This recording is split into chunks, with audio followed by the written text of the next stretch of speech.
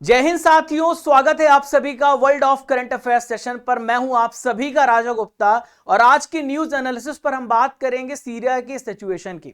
दोस्तों, सीरिया की military academy पर अभी ड्रोन अटैक हुआ है, जिसकी वजह से अभी बताया जा रहा है कि 100 से ज्यादा लोगों की मौतें हो गई हैं और बहुत सारे लोग घायल हुए हैं। 240 से ज्यादा लोग घायल हुए हैं और ये जो आंकड़ा है बढ़ सकता है। दोस्तों, आज की वीडियो में हम ये समझेंगे कि आखिर सीरिया में सिविल वॉर क्यों हो रहा है और क्यों ऐसा सिचुएशन क्रिएट हो रहा है।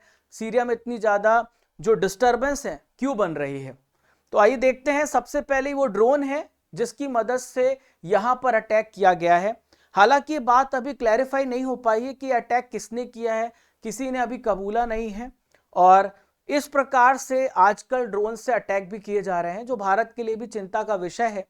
हालांकि भारत ने पहले से ऐसी तैयारी की है। भारत ने एंटी ड्रोन सिस्टम बनाया दोस्तों, जिसे हम बोलते हैं इंद्रजाल।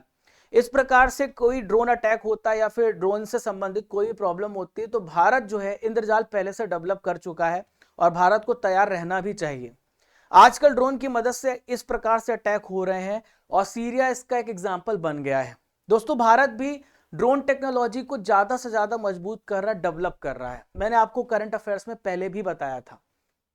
अब आइए देखिए इस इमेज में उन सिचुएशंस को, जरा सोचिए सीरिया में क्या हाल होगा कि 100 से ज्यादा लोग की डेथ हो जाए एक ही जगह पर।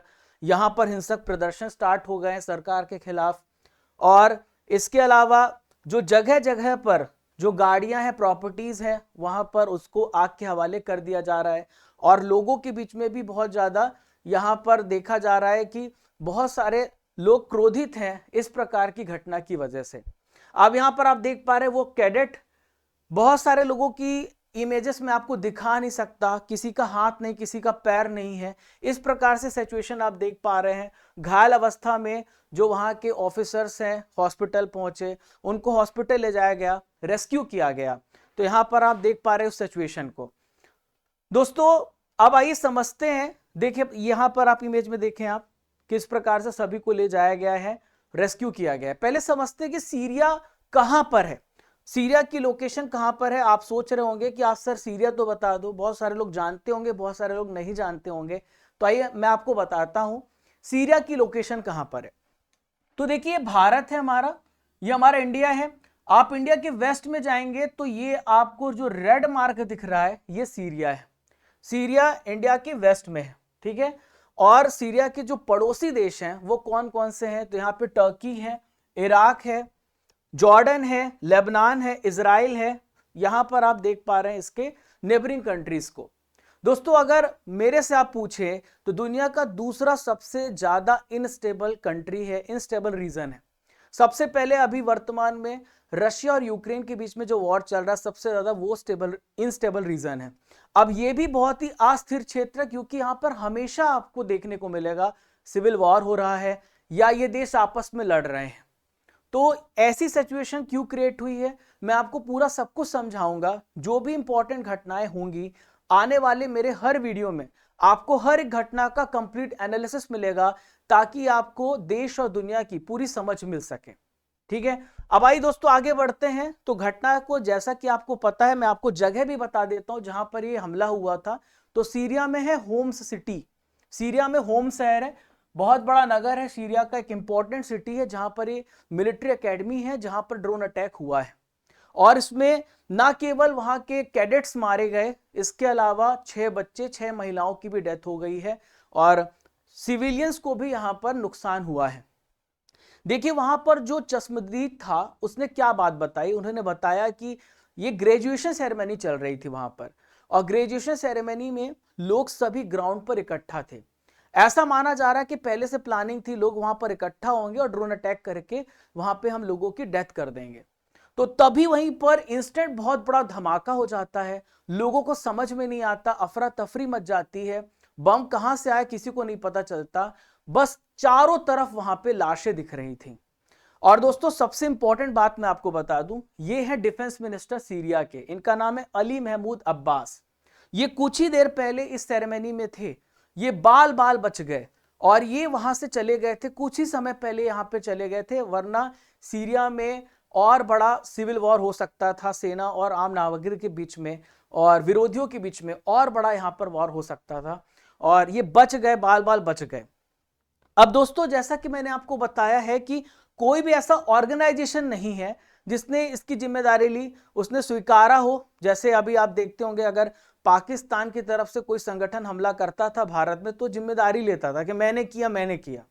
और सीरिया में अभी किसी संगठन ने जिम्मेदारी नहीं ली है, और लेकिन सीरिया की जो वहां की आर्मी है उन्होंने बोला है कि विरोधी जो है वो इसके जिम्मेदार है। ठीक है, अब विरोधी कौन है वो भी हमें भी नहीं पता है।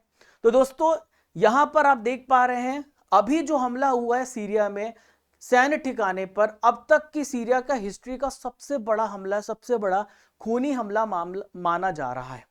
अब दोस्तों यहां पर हम समझते हैं कि आखिर ऐसा क्या हो रहा है। मैंने जैसा कि आपको बताया था कि सीरिया की हिस्ट्री पे मैं आपको लेके चलूंगा, तो 2011 के टाइमलाइन पर मैं आपको लेके चलता हूं। यहां पर आप देख पा रहे हैं यह प्रेसिडेंट बशर अल असद, ये भी प्रेसिडेंट अभी भी हैं, और 2011 में इनके खिलाफ वहां के लोगों ने प्रदर्शन शुरू कर दिया था। और जब उन्होंने प्रदर्शन स्टार्ट किया था तो एक शांति वाला प्रदर्शन था, लेकिन बाद में वो बहुत उग्र हो गया, बाद में सिविल वॉर में बदल गया। और 2011 से लेके अब तक जो इस सरकार के खिलाफ लोग प्रदर्शन करते आ रहे हैं, इस तानाशाह के खिलाफ प्रदर्शन करते आ रहे हैं, और सरकार बैकफुट पे आज तक नहीं आई और हजारों लोगों की जान चली गई इसकी वजह से। तो दोस्तों यहां पर आप देख पा रहे हैं 2011 से अब तक लगभग 13 साल हो गए हैं सिविल वॉर के, और 13 साल में हजारों लोगों ने अपनी जान गंवाई है और लाखों लोगों ने देश छोड़ दिया। तो इस प्रकार से आप घटना देख पा रहे हैं। आखिर में सीरिया में जो गृह युद्ध है उसके लिए क्या कारण है, तो आपको मैं बता देता हूं। उसमें 3 पक्ष हैं, आपको 3 पार्टियां देखने को मिलेंगी। तो जो पहली पार्टी है वो सीरिया के प्रेसिडेंट को सपोर्ट करती है, सीरिया के प्रेसिडेंट है बशर अल असद, वो उनका समर्थन करती है। दूसरी पार्टी है जो इनका विरोध करती है, जो विद्रोही लड़ाके हैं वो बशर अल असद को सत्ता में देखना नहीं चाहते। और तीसरी पार्टी है इस्लामिक स्टेट। तो इन तीनों पार्टियों के बीच में लड़ाई चल रही है और इसी को हम सिविल वॉर कह रहे हैं। ठीक है, तो इसी को हम क्या कह रहे हैं, गृह युद्ध कह रहे हैं। अब देखिए सीरिया में सिचुएशन इतनी ज्यादा अनकंट्रोलेबल है, सीरिया में लगातार संघर्ष चलता रहता है। इसका जो सबसे बड़ा वजह माना गया है अनएम्प्लॉयमेंट। वहां पे बहुत ज्यादा बेरोजगारी है, बहुत ज्यादा महंगाई है, और साथ ही साथ वहां पर आप देख सकते हैं वहां का जो शासन है, वहां की जो राजनीतिक स्वतंत्रता है वो बहुत ही कम है। बहुत सारे जो जनता के मुद्दे हैं वो सॉल्व नहीं किए जाते हैं, इसीलिए लगातार वहां पर विरोध प्रदर्शन होते रहते हैं। 2011 के प्रदर्शन में जब 15 स्टूडेंट सरकार के खिलाफ विरोध कर रहे थे, केवल उन्होंने चित्रकारी यानी पेंटिंग के माध्यम से सरकार का विरोध किया था, तो उन्हें अरेस्ट कर लिया गया, उन्हें गिरफ्तार कर लिया गया और बहुत ज्यादा प्रताड़ित किया गया। तो वहां की जो जनता थी, वहां के जो कॉमन लोग थे, उन्होंने कहा आप उन सभी लोगों को रिहा कर दीजिए, लेकिन सरकार ने रिहा नहीं किया। और जो प्रदर्शन कर रहे थे उनके प्रदर्शन को दबाने के लिए उन्होंने क्या किया, 18 मार्च 2011 की बात है, सेना ने प्रदर्शनकारियों पर गोलियां चला दी। अब जब गोलियां चला दी तो उसमें 4 लोगों की डेथ हो गई।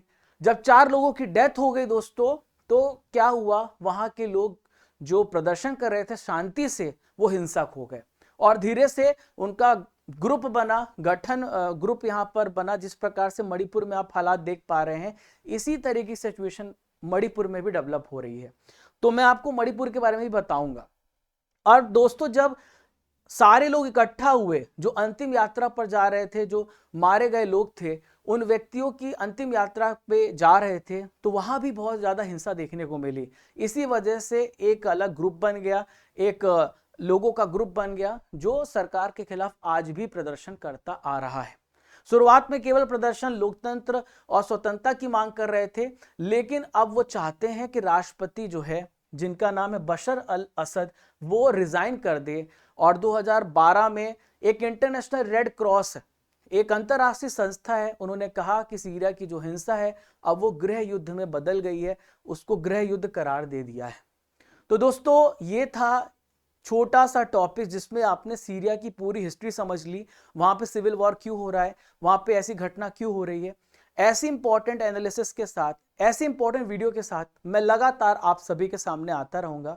कमेंट बॉक्स पर आप अपना फेवरेट टॉपिक बताइएगा, उस टॉपिक पर भी मैं आप लोगों को एनालिसिस लेकर के आऊंगा। आपके लिए क्वेश्चन है जिसका आंसर आपको कमेंट बॉक्स पे देना है। बशर अल असद किस देश के राष्ट्रपति हैं, आपको इसका आंसर कमेंट बॉक्स पे बताना है। और दोस्तों, इस क्लास की जो हमारी पीडीएफ है, फ्री पीडीएफ है, आपको Raja Gupta current affairs Telegram channel पर मिल जाएगी, जिसका लिंक आपको डिस्क्रिप्शन बॉक्स में दिया गया है, कमेंट बॉक्स पर भी पिन किया गया है। आप मुझे फॉलो कर सकते हैं डिफरेंट सोशल मीडिया प्लेटफॉर्म पर, क्योंकि बहुत सारे लोग फेक अकाउंट्स बना रहे हैं, तो मैं चाहता हूं कि ऑथेंटिकेटेड साइट से आप पहले ही जुड़ जाएं, ताकि कोई भी व्यक्ति आपका फायदा ना उठा सके। यही मेरा टेलीग्राम चैनल है, ये मेरा इंस्टाग्राम चैनल है, और ये मेरा ट्विटर अकाउंट है, ये मेरा व्हाट्सएप चैनल है, जिससे आप मुझे कनेक्ट कर सकते हैं। तो फ्रेंड्स, मिलते हैं, तब तक के लिए जय हिंद, जय भारत। जब तक तोड़ेंगे नहीं तब तक छोड़ेंगे नहीं। खुश रहिए, मुस्कुराते रहिए।